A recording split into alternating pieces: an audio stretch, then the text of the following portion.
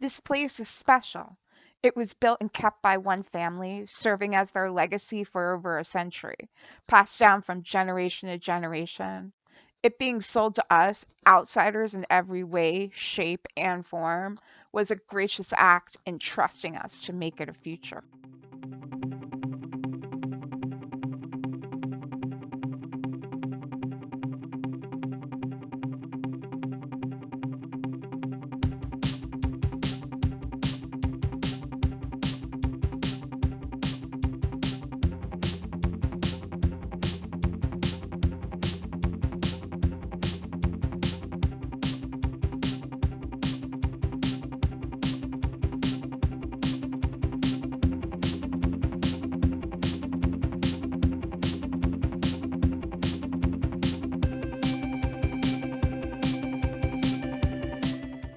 While most of what we wanted or how it was getting done was unknown when we signed the purchase papers for the property, we knew some things for certain.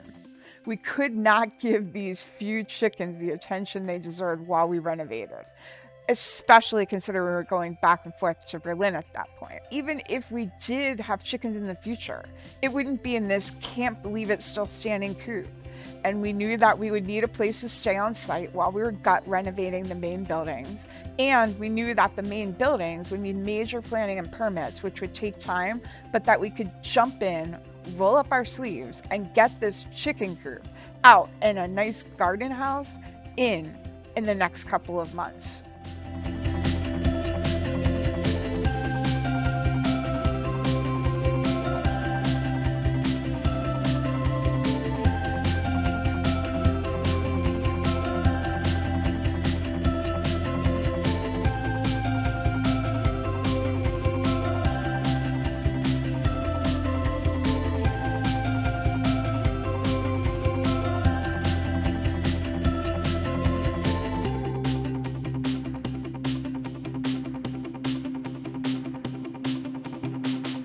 A neighbor took the chickens and rooster, giving them a really great home right under our current bedroom window.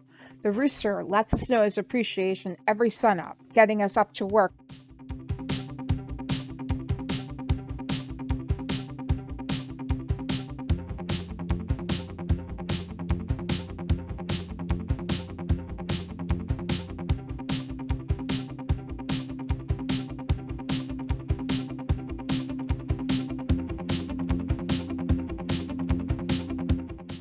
The old wood was not rotted per se, so we had a decision to make: spend our summer nights burning it in a fire pit, or pay for a big dumpster container to just cart it all away.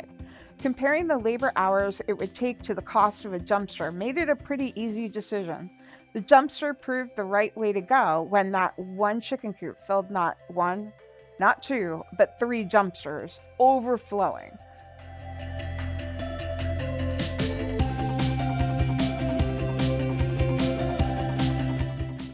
The worst part of what we had to remove from the old chicken coop was hands down the foundation.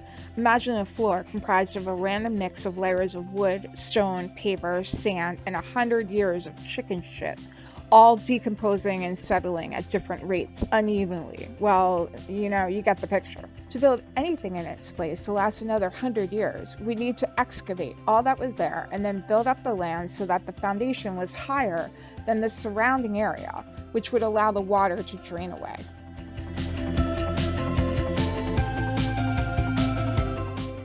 For the new foundation, we went with brick that referenced the standard clinker brick of the main house, with long gray concrete edging to tie in the cement modernization that would be part of the reno throughout the rest of the property.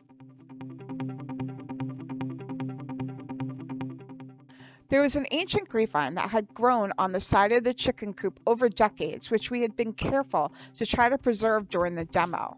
We put in a simple trellis and crossed our fingers. The grapevine went crazy. Our dog, a Catahoula and Schwarzhound mix named Bowie, took no time in deeming himself king of this slightly raised platform.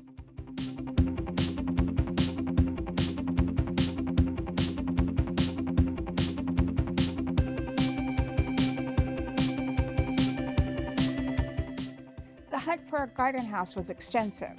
We set out to find the right prefab, something about the size that the Coop was, with a modern design and feature windows on at least two sides to enjoy the view. Options fell mostly into four categories: converted shed, log cabin-esque, grown-up playhouse, and gazebo inspired. While each is a great option perhaps for others, none were what we were looking for.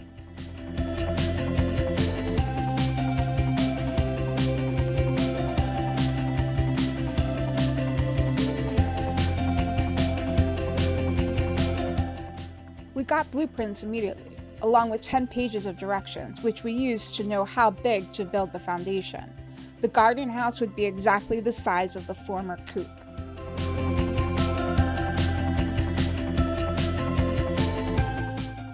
As we celebrated the last dumpster of the Coop debris leaving, in rolled the garden house's worth of materials. We added items we'd additionally need: lifting pads to allow airflow, insulation, roofing and glue, paint, varnish, rain gutters, and we waited for the green light from the township.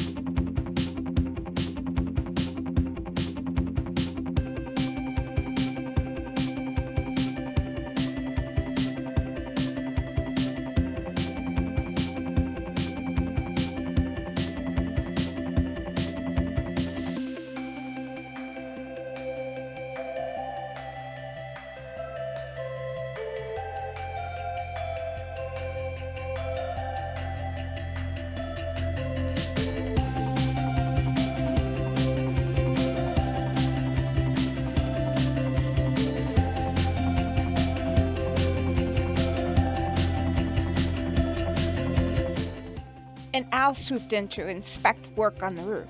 Many months on now, there's been storks and heron, red kites, turtle doves, swarms of swallows, huge buzzards, woodpeckers, and a ton of other birds, but the owl has yet to be spotted again.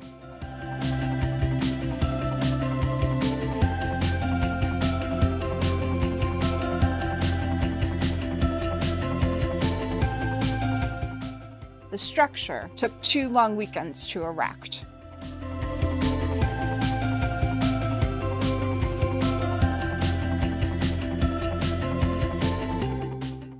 After the insulation and floor was installed, we dug a deep ditch from the main buildings to the garden house in order to run the power and Wi-Fi. Then we called a licensed electrician who installed a breaker box and all the wiring to meet codes.